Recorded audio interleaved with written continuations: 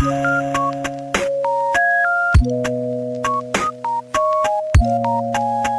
everyone. Welcome back to Raw Facts Official. We back again with another video about big personality. American rapper, businessman, entrepreneur, he is the one and only Jay-Z, so, let's begin. On December 4, 1969, Sean Corey Carter aka Jay-Z was born in Brooklyn, a borough of New York City. He was raised in Marcy Houses, a public housing project in Brooklyn's Bedford-Stuyvesant neighborhood.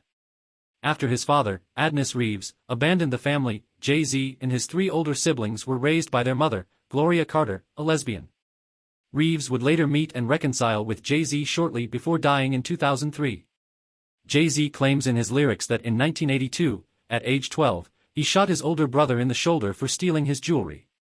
Along with rapper AZ, he attended Eli Whitney High School in Brooklyn until it was closed. He then attended nearby George Westinghouse Career and Technical Education High School with rappers the Notorious B.I.G. and Busta Rhymes, followed by a stint at Trenton Central High School in Trenton, New Jersey, though he did not graduate, dropping out during his sophomore year. According to his interviews and lyrics, he sold crack cocaine and was shot at 3 times during this period. His former friend was sentenced to prison for possessing drugs and weapons. According to his mother, Jay-Z used to wake up his siblings at night banging out drum patterns on the kitchen table. She bought him a boombox for his birthday, sparking his interest in music, and he began freestyling and writing lyrics. Known as Jazzy around the neighborhood, he later adopted the stage name Jay-Z in homage to his mentor Jay-Z. Jay-Z can be briefly heard on several of Jay-Z's early recordings in the late 1980s and early 1990s, including H.P. Gets Busy, The Originators, and Hawaiian Sophie. Jay-Z became embroiled in several battles with rapper LL Cool J in the early 1990s. He first became known to a wide audience on the Posse Cut, Show and Prove, on the 1994 Big Daddy Kane album Daddy's Home.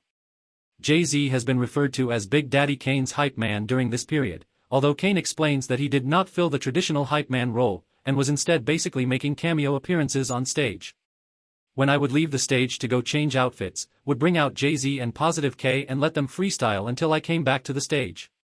According to his second verse on 99 Problems, 2003, Jay-Z, in 1994, was stopped by an NYPD detective, en route to an I-95 interstate, possibly for a search of drugs in his car.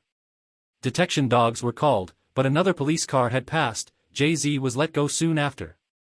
The young Jay-Z appeared on a popular song by Big L, The Graveyard, and on Mike Geronimo's Time to Build, which also featured early appearances by his former Murder Incorporated colleagues Ja Rule and DMX in 1995.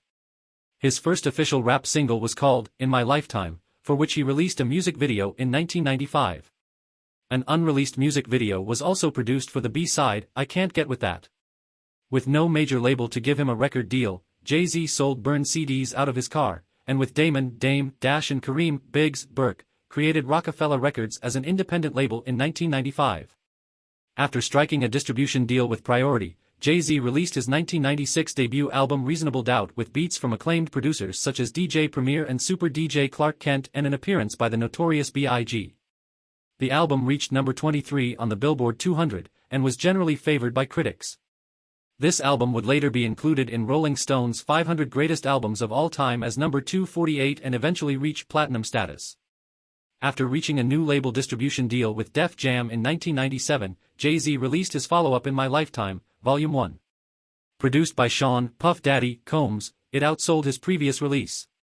Jay-Z later explained that the album was made during one of the worst periods of his life when he was reeling from the death of his close friend, the Notorious B.I.G. The album was a personal revelation for Jay-Z as he told the stories of his difficult upbringing.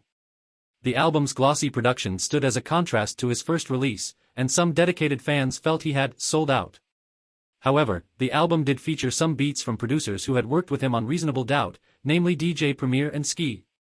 Like its predecessor, In My Lifetime, Volume 1 earned platinum status in the United States. Jay-Z says his earliest exposure to music was through his parents' record collection, which was mostly of soul artists such as Marvin Gaye and Donny Hathaway. He says, I grew up around music, listening to all types of people.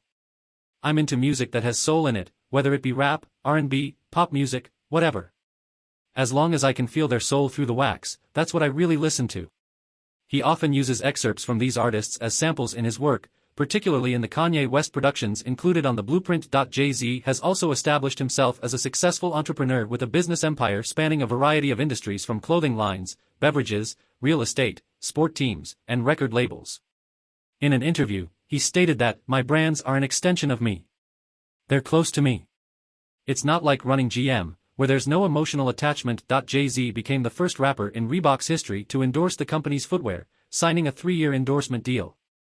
He later appeared in a 2003 Reebok collection advertising his S. Carter collection.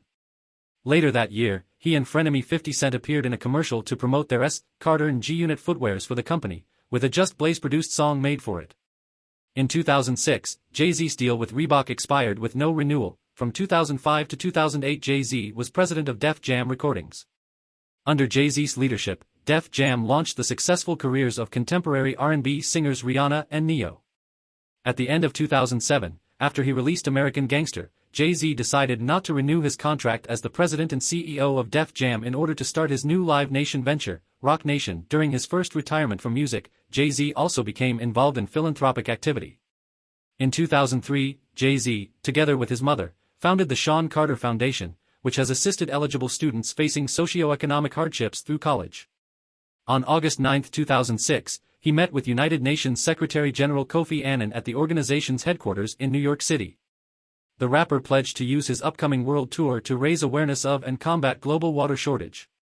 Already on the lookout for a way to, in his own words, become helpful, he had been made aware of this issue during a visit to Africa by Bono from the rock group U2. The effort took place in partnership with the UN, as well as MTV, which produced a documentary entitled Diary of Jay-Z, Water for Life, first airing in November 2006. Along with Sean Diddy Combs, Jay-Z pledged $1 million to the American Red Cross's relief effort after Hurricane Katrina. Jay-Z stated his support for Kanye West after the latter's outburst against President George W. Bush during a live Katrina charity telethon. He also addressed the issue of the Katrina disaster and the government's response in his one-verse song, Minority Report. He is inspiration for everyone who trying to start from nothing to achieve everything in their life. So that's all for today. We'll be back again with another video. Be blessed, everyone. Take care. Goodbye.